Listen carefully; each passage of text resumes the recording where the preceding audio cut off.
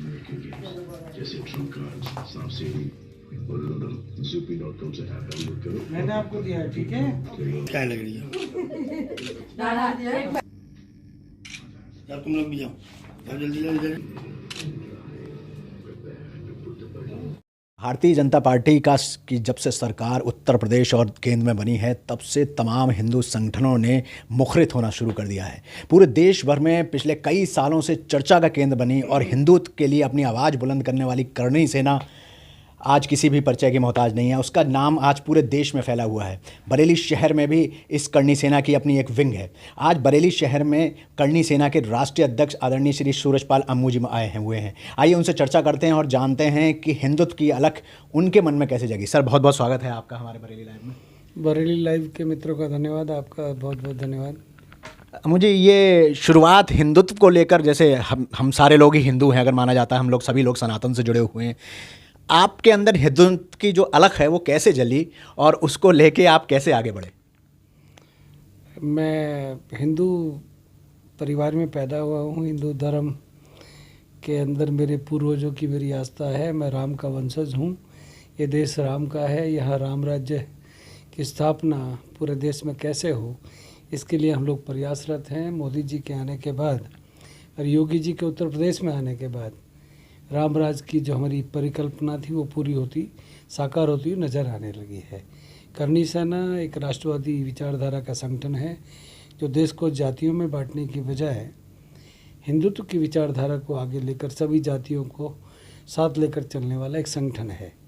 हम लोग हिंदुस्तान के 22 राज्यों में काम करते हैं और करीब 17 लाख के आसपास हमारे सदस्य करणी सेना में है। मैं आज बरेली लाइव के माध्यम से बता दूं, मैं यहाँ आया हूँ अपने पदाधिकारियों से मिलने के लिए। आज मैं करणी सेना उत्तर प्रदेश के कुछ प्रमुख पदाधिकारियों के साथ मुलाकात कर रहा हूँ। उसके अंदर ओमवीर सिंह हैं जो प्रदेश के उपाध्यक्ष हैं, राहुल सिंह हैं जो यहाँ के प्रमुख हैं बरेली के, और अनेक पदाधिकारी। मेरे साथ युवा शक्ति के राष्ट्रीय अध्यक्ष जगबीर परमार जो दिल्ली के रहने वाले हैं वो आए हुए हैं। महिला विंग की जो राष्ट्रीय अध्यक्ष है, जिसको महिला शक्ति कहते हैं, उनकी राष्ट्रीय अध्यक्ष डॉक्टर विजाता आर्या भी हमारे साथ आए हुई हैं। कल हम बरेली के पत्रकार मित्रों से और बरेली के सामाजिक संगठनों से मुलाकात करेंगे और कल पत्रकारों को सम्मानित करने का कार्यक्रम भी बरेली में है। एक मदनापुर में मेरा कार्यक्रम है, शाहजहाँपुर के पास, वहाँ भी मैं कल एक करणी सैनिक सम्मेलन में जा रहा हूँ जो ओमवीर सिंह के द्वारा आयोजित किया जा रहा है। करणी सेना के प्रदेश अध्यक्ष योगेंद्र सिंह राणा जो मुरादाबाद के रहने वाले हैं वो भी, और उनके अनेक पदाधिकारी इस कार्यक्रम में कल उपस्थित रहने वाले हैं।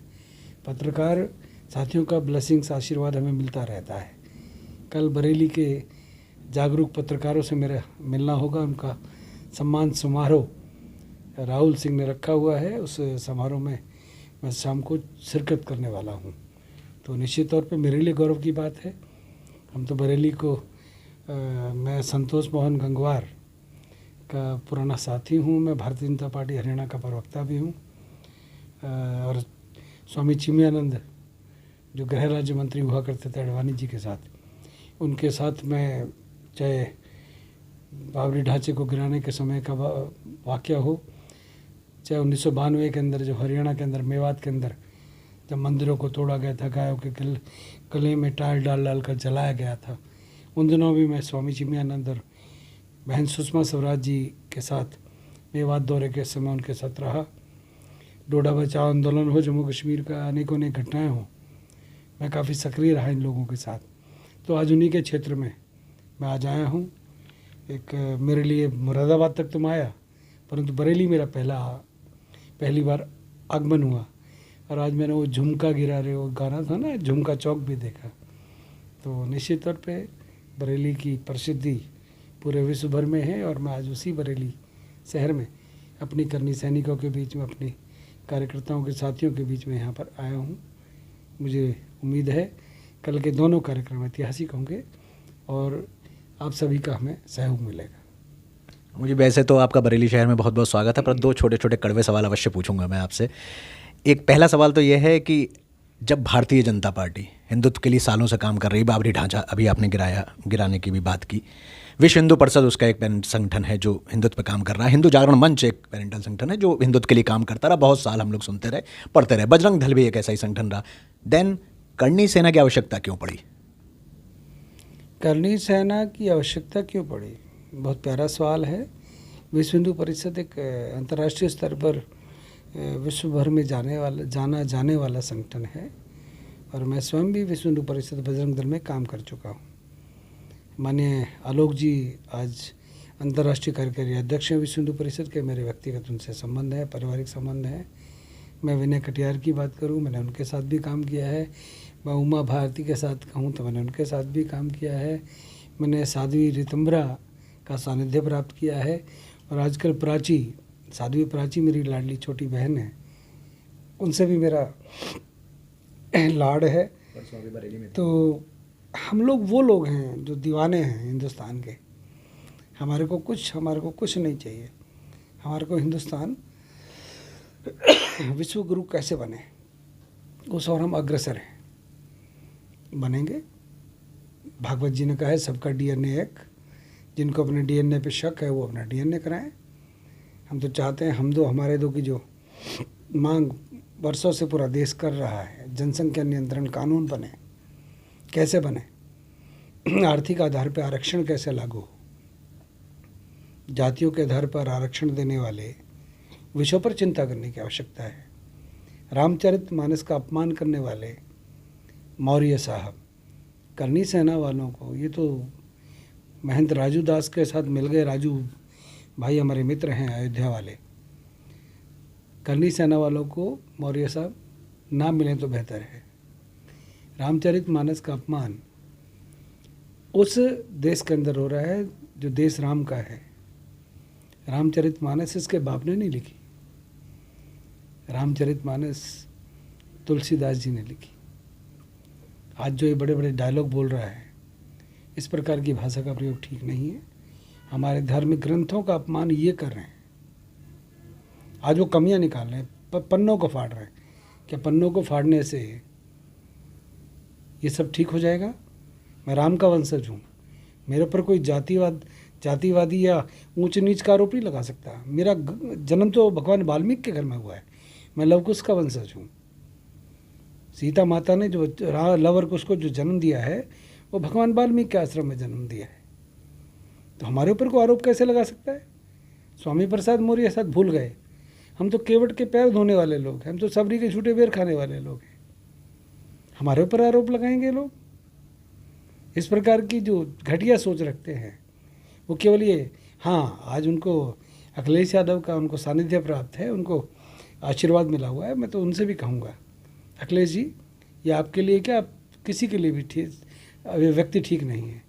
जो आदमी मायावती का सगा नहीं हुआ, आपका सगा नहीं हुआ, भारतीय जनता पार्टी का सगा नहीं हुआ, वो हिंदुस्तानियों का सगा नहीं हो सकता। तो ऐसे आदमी को करणी सेना से बच कर रहना चाहिए। मौर्य साहब को सलाह है। आपका मानना है कि अगड़ी और पिछड़ी को बीच में एक विरोधाभास पैदा करने की, एक दूरी बढ़ाने के तरीके हैं? हिंदुस्तान में जातियों को बांटने वाले राष्ट्रभक्त नहीं हो सकते। हिंदुस्तान को जातियों में बांटने की साजिश करने वाले लोग स्वार्थी लोग हैं। हम हिंदुस्तानी हैं, हमारे अंदर कभी जात पात की कोई बात नहीं हुई। मैं महाराणा प्रताप का वंशज हूँ, मैं पृथ्वीराज चौहान का वंशज हूँ। मैं कैसे जात पात की बात करूँ? मेरे उसी महाराणा प्रताप को भीलों ने सहारा दिया। भीलों के घर पर रहकर उन्होंने घास की रोटियां खाई, जंगलों में रहे। भीलों की सेना बनाकर उन्होंने मुगलों के दांत खट्टे किए, अकबर की सेना को हराया अनेकों बार। मेरे ऊपर कोई कैसे आरोप लगा सकता है? गलत है, बिल्कुल गलत है। देश को जातियों में नहीं बांटना चाहिए। मुझे हिंदुस्तान प्रेम का देश है, मोहब्बत से चलता है। सभी लोग सालों से यहाँ रह रहे हैं, प्रेम गुरु है। फिर करणी सेना तोड़ो फोड़ो मोड़ो इस तरह की बातें क्यों करती है? ये कौन सा तरीका है अपनी बात मनवाने का? मैं क्षत्रिय हूँ साहब। कोई बात प्यार से नहीं मानेगा तो उसको बताना पड़ेगा कि हम क्षत्रिय हैं। क्षत्रिय का मकसद ये नहीं है कि कुछ भी कहीं भी तोड़ फोड़ शुरू कर दो। नहीं, हम गलत चीज़ को बर्दाश्त न करेंगे, न किसी को गलत चीज़ करने देंगे। हम क्षत्रिय हैं। हम शोषित वंचित लोगों की रक्षा करने के लिए बने हैं। हम देश की रक्षा के लिए बने हैं। हमने देश के लिए कुर्बानियाँ दी हैं। हमने मुगलों से, अंग्रेज़ों से लड़ाइयाँ लड़ी हैं। आज दुर्भाग्य है इस देश का, हमें बीपी मौर्य, क्या नाम उसका मुझे पता, स्वामी प्रसाद मौर्य, ऐसे लोगों से आज ऐसे लोगों की बातों का जवाब देना पड़ रहा है। तो हम लोगों ने तो इस देश के लिए अनेक बार बलिदान दिया है, कुर्बानियाँ दी हैं, अपने राजपाट खोए हैं। हमने कभी जात पात पे इस देश को नहीं बांटा। मैं गौतम बुद्ध की बात करूं, मैं महावीर जैन की बात करूं, क्या ये क्षत्रिय नहीं थे? जिस बौद्ध धर्म की ये बात करते हैं, क्या वो जो सम्राट थे, क्या वो क्षत्रिय नहीं थे? क्या वो मेरे परिवार के नहीं थे, मेरे गोत्र के नहीं थे? हमने तो कभी नहीं कहा। उनकी आस्था उसमें है, पूजें। जैनियों की आस्था महावीर जैन में है, पूजें। सिखों की आस्था उनके गुरु में है, करें पूजा, हमें क्या दिक्कत है? परंतु हिंदुस्तान के देवी देवताओं का अपमान, हिंदुस्तान की संस्कृति का अपमान, चाहे वो बॉलीवुड करे, चाहे स्वामी प्रसाद मौर्य करे, चाहे कोई और पागल आदमी करे, उसको सबक सिखाने के लिए करनी सेना को कई बार अपना उग्र रूप दिखाना पड़ता है। दिखाएंगे, कानून हाथ में लेते नहीं, और जब लेना पड़े तो किसी से डरते नहीं। तो कहीं ऐसा तो नहीं है कि आपने कहा भारतीय जनता पार्टी से भी जुड़े हैं, आप प्रवक्ता रहे हैं, तो कहीं ऐसा तो नहीं है कि भारतीय जनता पार्टी और उसके जो पैरेंटल पुराने संगठन हैं वो कहते हैं, उन्होंने कर्णी सेना को थोड़ा सा एक आगे बढ़ा रखा कि आप अग्रेसिव रहो, हम डिफेंसिव रहेंगे, क्या ये भी एक कारण है? मैं भारतीय जनता पार्टी का पदाधिकारी हूँ, परंतु मेरी पार्टी ने कभी मुझे ये नहीं कहा कि आप ये काम करो या वो काम करो। मैं भाजपा को जिस दिन मुझसे तकलीफ होगी उस दिन भाजपा को नमस्ते कह दूँगा, परंतु मैं मेरे संगठन के संविधान के मुताबिक चलता हूँ। परंतु अभिव्यक्ति की आज़ादी मुझे भी है, बोलने का हक मुझे भी है, मेरी संस्कृति की, मेरे धर्म की, मेरे पूर्वजों के सम्मान की रक्षा करने का हक मुझे भी है। तो मैं अपना काम कर रहा हूँ, लाखों कर्णी सैनिक कर रहे हैं, महाराष्ट्र के अंदर, जम्मू कश्मीर के अंदर, हरियाणा के अंदर, बिहार के अंदर, झारखंड के अंदर, गुजरात के अंदर, उत्तर प्रदेश के अंदर, उत्तराखंड और अनेक राज्यों के अंदर लाखों कर्णी सैनिक अपने काम को कर रहे हैं। मेरे कामों से किसी को कोई तकलीफ़ नहीं है और मुझे कोई चढ़ाएगा, आगे बढ़ाएगा, ऐसा नहीं है। ये संगठन मेरा नहीं है, हम सभी का है, राष्ट्रभक्तों का है। राष्ट्रभक्ति सिखाते हैं, राष्ट्र की चिंता करते हैं और राष्ट्र की तरफ को टेढ़ी निगाह करे उसकी आंखें निकालने का काम भी करते हैं। मुझे ऐसा क्यों, एक आखिरी अंतिम सवाल पूछूंगा छोटा सा कड़वा, कि कहीं ऐसा क्यों होता है कि कर्णी सेना जब कोई भी काम मुद्दा उठाती है बहुत ज़ोर शोर से उठाती है, जैसे कर्णी सेना के बरेली के जिलाध्यक्ष भी उठाते हैं, तमाम और जगह के मैं पढ़ता रहता हूँ, देखता रहूँ, उठाते हैं, लेकिन धीरे धीरे दूध के उफान की तरह शांत भी हो जाते हैं। इसका क्या कारण है? क्या इसको हम लंबे समय तक इस लड़ाई को लड़ नहीं पाते, या फिर हमें लगता है हमें जितनी चीज़ मनवानी थी वो मान ली गई हैं, या फिर कहीं ना कहीं हम थक जाते हैं? लोकतंत्र में जो हमारी मांगें होती हैं उनको मांगें मनवाने के मेरे तरीके हैं, हमारे तरीके हैं। राष्ट्रीय स्तर पर हमारी योजनाएं बनती हैं, किस मुद्दे को कब उठाना, कैसे उठाना, कहाँ तक उसको लेके जाना। हमारा मन है कि मथुरा के अंदर कृष्ण जन्मभूमि आज़ाद हो, उस पर लगे हुए हैं। काशी बाबा का जलवा पूरे विश्व में बिखर रहा है। महाकाल में आज मोदी जी के आशीर्वाद से मध्य प्रदेश सरकार ने एक नया आयाम स्थापित किया है। अयोध्या के अंदर एक भव्य मंदिर बन रहा है। अब तो जो ये आबादी बढ़ाने वाले लोग हैं, हम दो और हमारे दो की बात करते हैं, जो एक साथ कई बच्चे पैदा करने में लगे हुए हैं। अब तो उनको रोका कैसे जाए, उनको टोका कैसे जाए, इस पर विचार करने का समय आ गया है।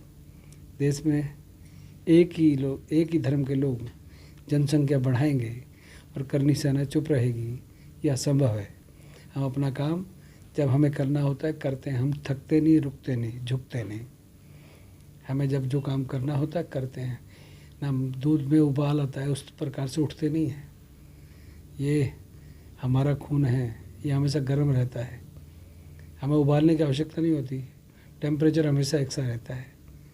मौका देखकर चौका मारते हैं और कई बार छक्का भी मार देते हैं। चिंता ना करो, सब ठीक हो। मौका देखकर चौका मारते हैं और इनका खून हमेशा उबाल ही मारता रहता है। ये थे आदरणीय सूरजपाल अम्मू जी, जो कि आज बरेली के दौरे पर आए हैं। इसके बाद इनका शाहजहांपुर में कार्य है और उसके बाद कल फिर शाम को 4 बजे से IMA हॉल में भी एक बड़ा सम्मेलन है कर्णी सेना का। आप सभी लोगों से अनुरोध है कि इस कार्यक्रम में शामिल होइए और आदरणीय सूरजपाल अम्मू जी के विचारों को अवश्य सुनिएगा। आप हमसे जुड़े रहने के लिए बहुत बहुत धन्यवाद।